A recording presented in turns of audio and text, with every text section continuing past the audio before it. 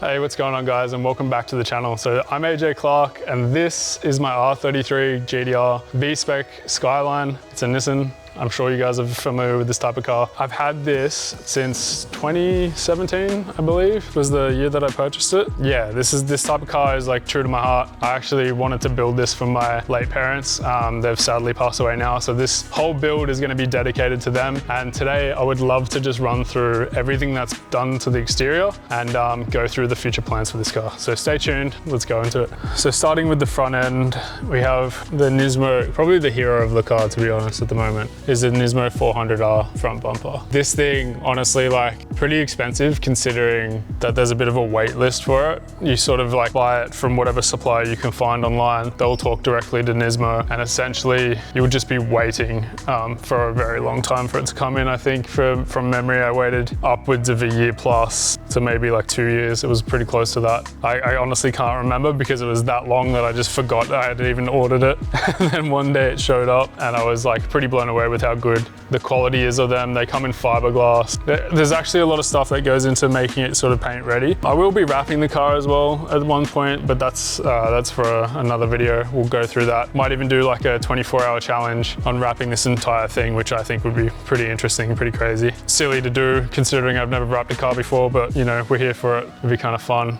Moving on from that, we've got the Nismo front indicators as well. These do need to actually be rotated a bit further. I found that like the provisions for them to screw in was a bit tight. I couldn't actually get it to rotate all the way on. So they're semi-latched now, but they kind of go from like an amber exterior on the OEM to like a clear with an amber casing inside, which are pretty cool. I've got some other crystal ones that I might throw on as well. We have the custom plates, the JDM versions for Sydney. Honestly, fuck Service New South Wales because they are stupidly expensive. And I just think it's ridiculous the price they sort of charge for us as like a 400 fee, yada yada. I just think it's bullshit. I would rather just make our own custom plates, but here we are. We're in Australia, can't really change that. I'm sure you guys all know the pain of that. But yeah, moving on, we do have the Carbonetics front lip. It's like a JUN-style one, which is pretty cool. It does stick out like quite a bit. It's pretty aggressive.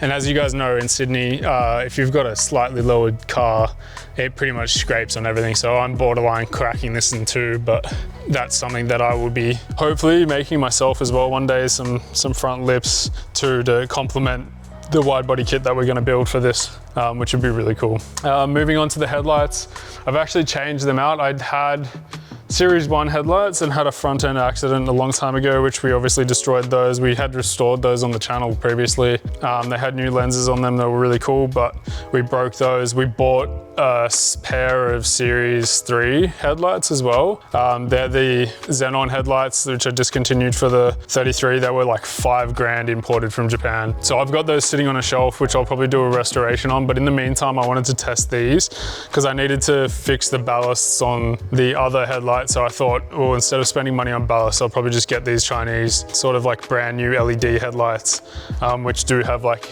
LED bulbs and they look super clean. Honestly, like for what they were, the fitment was a bit here and there, but I had to drill a few points to make them fit. I think they're made for a GTST, but we could space them out and then they actually look super clean. I don't mind them for the meantime, like the black lens sort of inside looks really cool. Something different, you don't see many GTRs running them at the moment, so it's kind of cool to be sort of one of a few handful of people running them. We do have a front lip which I want to wrap in carbon. It's a front hood lip that's going to go here. We'll drill into this hood as well, which I'll speak to in a moment. We've got another Carbonetics Stroud here because my previous one got destroyed. The fitment on this is really not that good, but look, it doesn't look too bad. I don't really love the carbon, so maybe we'll get that painted one day. I'll get a whole new OEM one and repaint it to the silver. One thing we do have, which I thought was really, really cool, are some OEM GTR emblems, and they've actually been gold plated too. So there's a company, I think the Skyline Shed actually does them. Correct me if I'm wrong, I'll put a link in the description below for those. Pretty pricey, they were like $1,300 when I bought them. They've probably gone up in price now just because OEM parts are going up, but that was really cool. I thought that, to be honest with you, was like a really cool piece that's gonna set the car apart. I have these side emblems as well in gold here, and the rear boot emblem as well here to go on. They're not on yet, but when I wrap the car, we'll actually hopefully be doing that and putting those on gold as well, because I've got to get them off, and then it's a bit of a process for wrapping the car. But that's something we'll install later. Tucked in under the number plate, you'll notice a Plasma Man intercooler. That is just like sort of like an OEM drop-in replacement. Bolts up to all the OEM places, just really like makes the front end look super aggressive, and obviously there's a few performance gains with the size of it. I think it's a little bit thicker and better than OEM. Definitely looks the part. Tucked in behind that 400R front bumper, it looks really, really cool. So love that part. You'll see inside here, I don't know if the camera's gonna show it, but essentially I've got a few more pieces to install there, a few old school Nismo horns, Nissan horns, sorry, that look really cool. And I'll be chucking them in so you can see something behind that grille as well, which will be a nice little feature. Now, moving on to the Stout hood, probably one of my personal favorite parts of this car. I think, and I don't know if I can claim this, but I feel like I might be the only one in Australia actually running this hood, especially in carbon. So it is kind of like a rare part. Not many people have heard of Stout Japan, but essentially they make carbon racing parts. And there's a disclaimer on their website too. I probably shouldn't be saying this, but like it's only for racetrack use and that sort of stuff. But like honestly, I mean, at the end of the day, if it looks cool and I can run it, haven't been pulled over yet, fingers crossed, but it looks absolutely amazing. The finish on this thing is incredible, to be honest with you. 12 carbon weave, the gel coat or the resin has been polished. They did a super good job with this, and essentially all the fittings and parts underneath the hood are all OEM, so you can put in the gaskets, the rubber seals, and everything you need, even the down to the sprayers, the windshield wiper sprayers as well, all fit in really nice. We changed ours to black from silver, just got a new pair of black ones. Really sets the car off. I'm not like a massive fan of exposed carbon hoods, but honestly, like it's grown on me a little bit just because it's so different and it ties in all the other parts of the carbon on the car. A little bit different, a little bit unique, but something that I really love. And what we'll probably do as well is spray paint these grills black, I think, which would be a really cool feature. Just sort of hiding that silver aluminium look a bit further. Just quickly, one thing I wanted to mention about this hood is that it has all functional venting as well. It's not just aesthetics. So the two pod filters that feed the twin turbos are actually beneath here. So all that air, good air goes in, cool air, straight into the cold air intake system. And then actually this helps pull hot air out of the top and through the intercooler. So up here as well, it's obviously drawing in air there, and below where the intercooler goes through the Nismo front bar, and then it comes out this vent as well, which is super nice. Something that some of these carbon hoods, like you'll see them on Supras and stuff, some of them haven't really thought that through on like actual functionality and not just aesthetics. So something from Stout Racing Japan that I really appreciate, and something that I wanted to feature on this hood as well. Moving on to one of my personal favorite parts as well. We've got the CE28 that we've actually custom resprayed, powder coated in championship white. Now a little bit different, like not a lot of people like the champ white because it's kind of like an off-white. It's not like a blue sort of bright white. And I kind of love the fact that it's a little bit warm. It gives the car like a different tone, sort of more of a retro look. And to me, that's like so much cooler than, I don't know, copying everyone else, right? Like you don't see many champ white things on GTRs, let alone Nissans, because that's usually like a Honda sort of thing. I think champ white came from the Honda paint code. Yeah, for the most part, that's sort of really cool. They look amazing. The fitment is 18 inches, 10.5, plus 15 all round. They are wrapped in a Zestino Grej 07R. They're 275s by 35, I believe. 275 by 35, it just has to double check they weren't 40s. They have a really nice profile. These tires, like I was super impressed with them, to be honest. Like I've taken them out to Nashua and all the other places around Sydney, and the grip, and like I was genuinely trying to lose grip. Like I was trying to get the back end out. I was trying to just sort of make the car get a bit squirrely, and I just couldn't. Like these things were amazing for the price.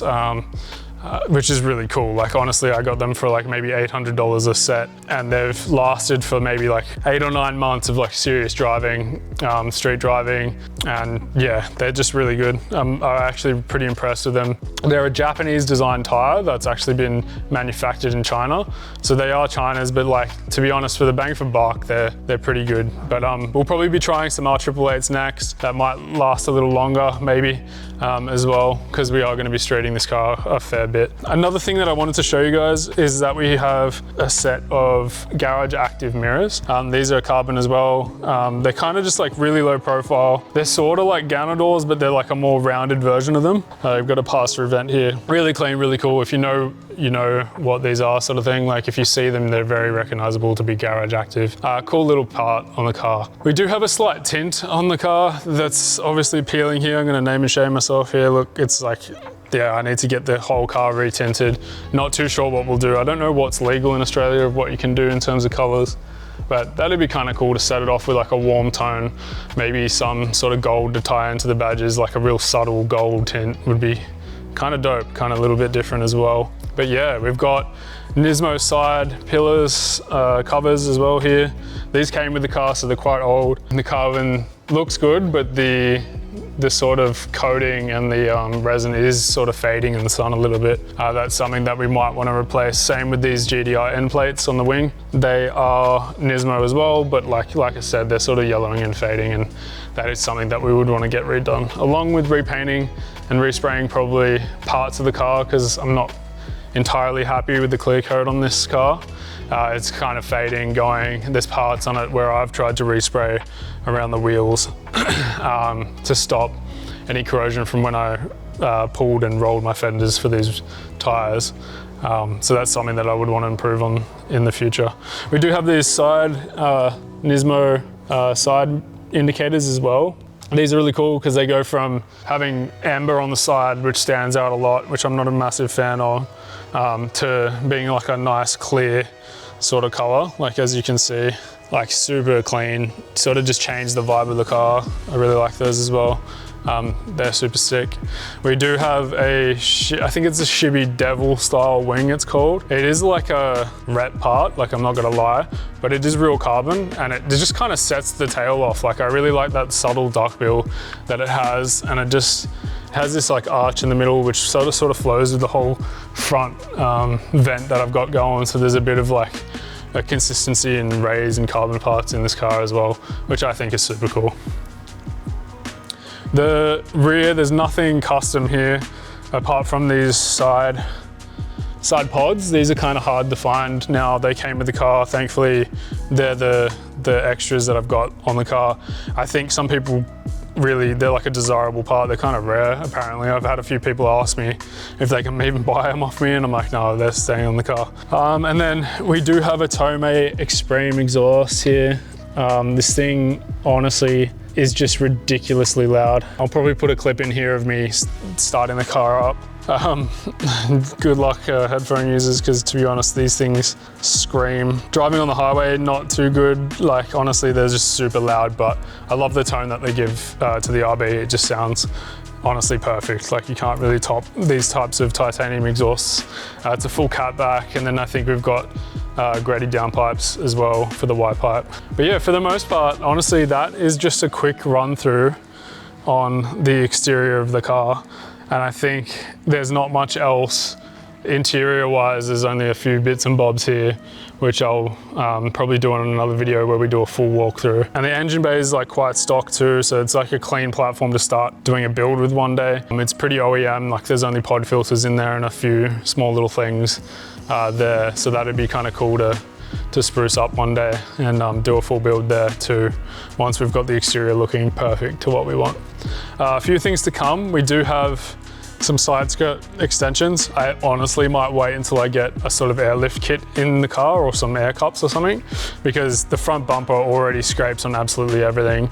The front lips getting destroyed basically, but it would be nice to be able to raise it up so I don't scrape on everything, because the side skirt extensions will lower that a slight bit as well. I do have a carbon rear diffuser as well to go on the car, which will kind of tie in that aggressive front end into the rest of the car, because yeah, yeah, like I said, the front end's super aggressive and I think it looks really cool and perfect, but the side skirts and the rear, it's kind of just OEM, you know? So like bringing that up and lifting that to the next level with the car would look really cool. And we'll probably make a video on those too. But yeah, so obviously I didn't want to leave you guys hanging without actually starting her up. There's going to be a bit of a cold start now. Been sitting for a while, so let's get that on audio and see what she sounds like. It sounds absolutely sick in this sort of space because it just echoes off all the walls. So apologies headphone users if this is way too loud, but yeah, I'm going to pass the camera over to the missus and I'll start her up for you.